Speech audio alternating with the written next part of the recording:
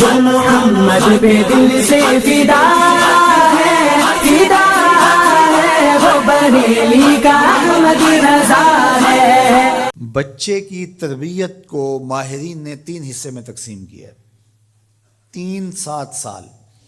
پہلے 7 سال بچے کو گود میں اٹھا کے رکھو، دوسرے 7 سال بچے کو غلام بنا کے رکھو، اور تیسرے 7 سال بچے کو دوست بنا کے رکھو.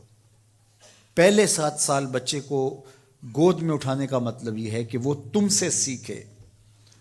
اور ہم تو 3 سال کے بچے کو بھی، آج 2.5 سال کے بچے کو بھی اسکول بھیج دیتے ہیں. مائیں فارغ البال ہونا چاہتی ہیں، لیکن ایسا نہیں ہے. یہ ہماری فکری لغزش ہے کہ بچے کو اتنی جلدی اسکول بھیج دیا، اور جب ماں سے سیکھنا تھا تو وہ وقت ضائع کر دیا. آج بھی جاپان میں 7-8 سال کا بچہ اسکول جاتا ہے، اور آج بھی کچھ اور ممالک کے اندر بھی انہوں نے یہ طے کر دیا ہے کہ 7 سال سے پہلے بچہ اسکول نہ جائے. تو وہ گھر میں بیٹھ کے سیکھتا ہے. یہ اس کی تربیت کا مرحلہ ہے، اس کا یہ مرحلہ یہاں مکمل ہونا چاہیے. اس کے بعد جب وہ جائے گا تو اس کے قواعد مضبوط ہو چکیں گے اور وہاں جا کے سیکھے گا.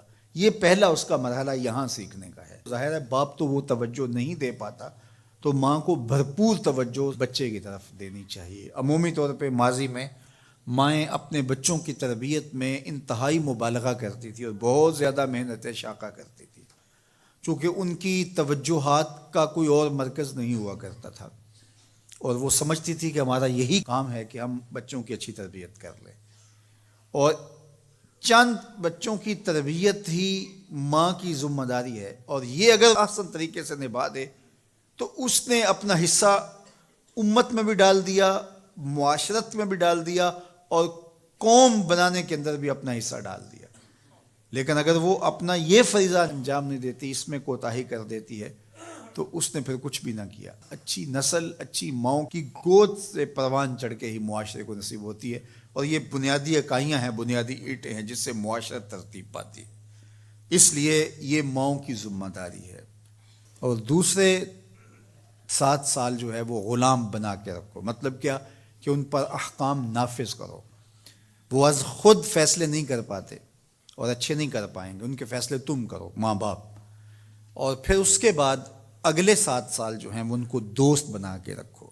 چونکہ عموماً جو ہے وہ 14 سے 21 سال تک کی عمر کے بچے جو ہیں وہ دوستیوں سے، اطراف سے سیکھتے ہیں.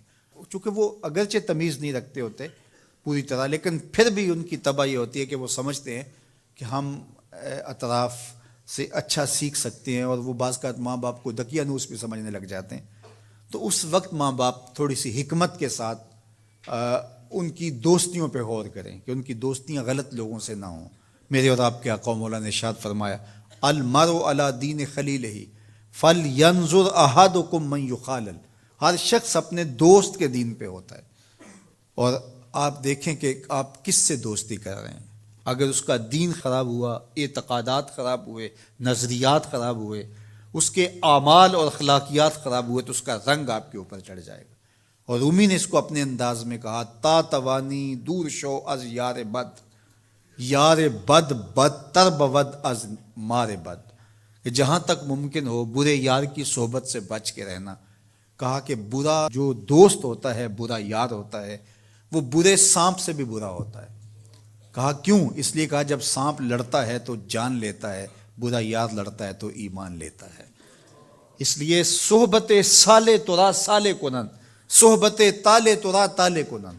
اچھے شخص کی صحبت تجھے نیک بنا دے گی، برے شخص کی صحبت تجھے برا بنا دے گی.